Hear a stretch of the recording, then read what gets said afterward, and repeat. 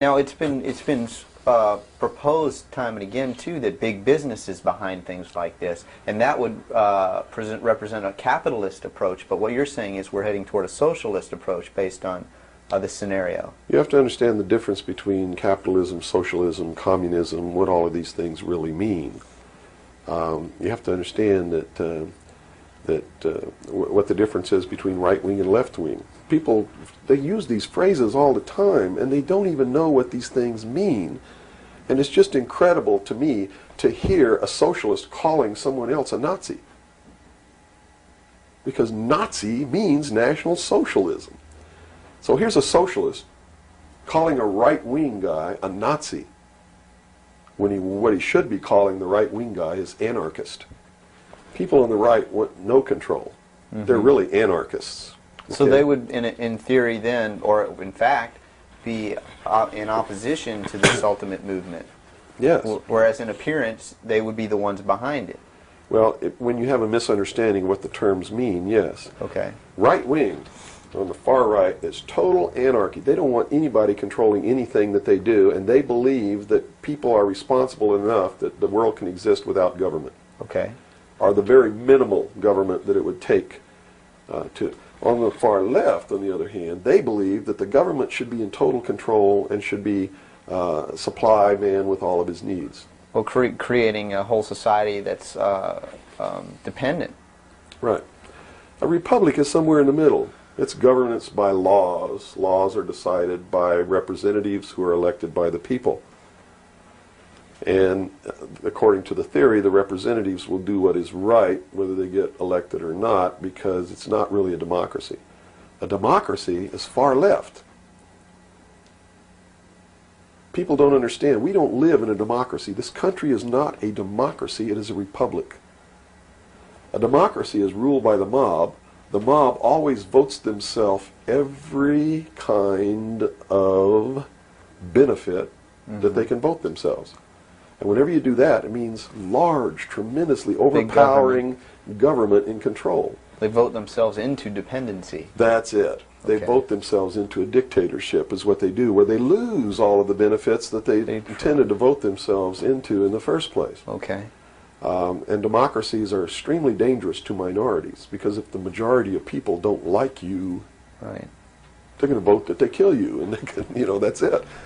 Democracies are dangerous. Democracies are socialists. Democracies are communism. That's what communism is. The definition of communism is everybody doing according to their talents and receiving according to their need. And it doesn't work. We already know it doesn't work. Man, by his inherent nature, is greedy. So those at the top always end up having everything, and those at the bottom end up having nothing in communism. Socialism is different. Socialism usually ends up in a dictatorship, in a very controlling dictatorial government which even owns the people that it governs, so that those who live in fear of not having are provided for what they need, and in turn they worship this oppressive government. Socialists are children who went out into the world, took a look around and said, I can't handle it, and went home to Daddy. Okay. Daddy, protect me. Daddy, feed me. Daddy, loan me your car. Daddy, tuck me in at night. Socialists are scared little children who are irresponsible, can't stand on their own 2 feet, and need Daddy to take care of them. Okay. Okay? And now we got the... But what happens when you go home to Daddy and Daddy does all these things for you? Tell me. Well, you never leave the home. You've not got no reason to. In other words, if you're being provided for in that way. You're being provided for, but what does it mean? Doesn't it mean that you have to do what Daddy tells you to do?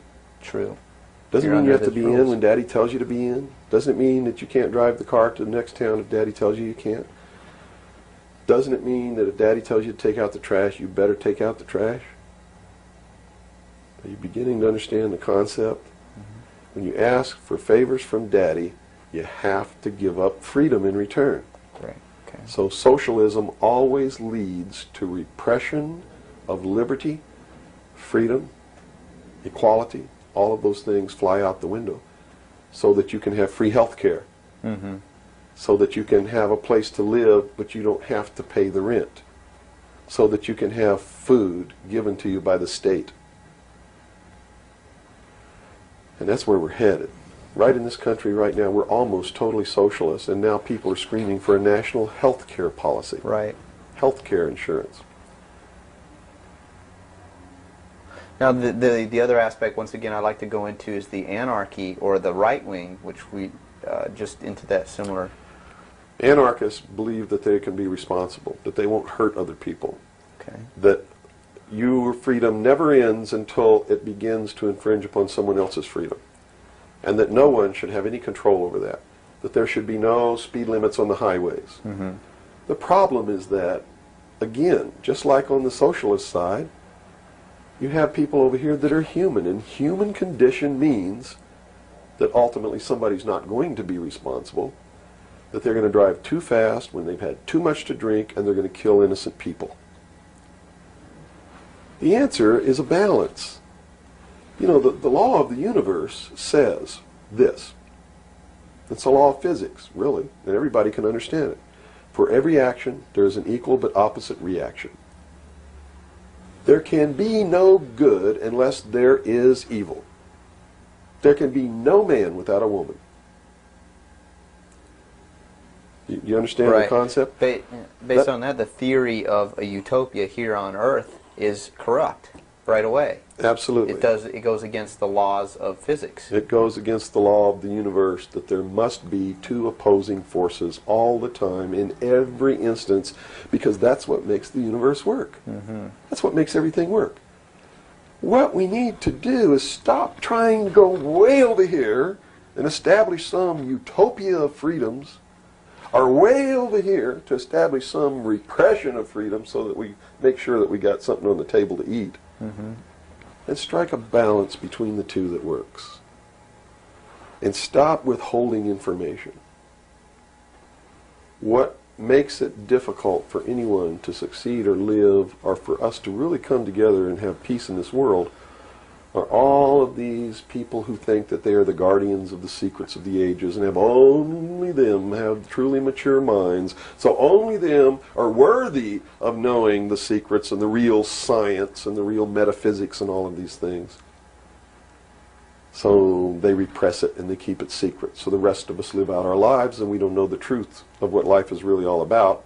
Therefore, we're always stumbling over each other and getting in each other's way and doing the things that we profess that we don't want to do, Mm-hmm. simply because we don't have access to the truth. If we had access to the truth... Now, I got to tell you this. Back when these men first began establishing these societies, these mystery schools, and suppressing information, the common man was uneducated, did not have an intellect capable of understanding these secrets. They were really beasts of burden, for the most part, Mm-hmm. and they lived their whole life in toil. Right. But things are not that way now. Most people have a good education. They have a good mind. They're capable of understanding if they're taught, and if they're taught correctly. And I think it's time to teach people what the truth is, and quit hiding it, so that we can come together as one humanity and make a balance and live together in a balance. You know, evil's never going to disappear, Mm-hmm. neither is good. But we can maintain a balance and life can be good. Instead of swinging back in this tremendous battle between these two opposing, radical, extreme ends of the scale. That's got to stop. I've never understood why somebody would join together in this band of people and call himself a Democrat and not vote for anybody else if they're not a Democrat. That concept is beyond my understanding.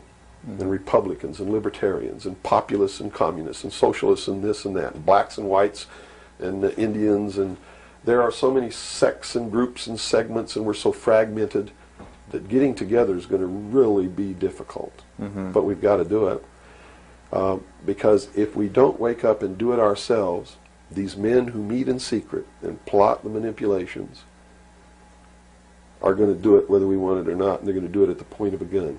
Mm-hmm. And they're going to take away everybody's freedom because they don't consider us responsible, Capable of having that freedom. are capable, are even of using our intellect. So they'll put us in shackles and control us and force us to be peaceful. That's what the plan is, and that's what the New World Order is all about.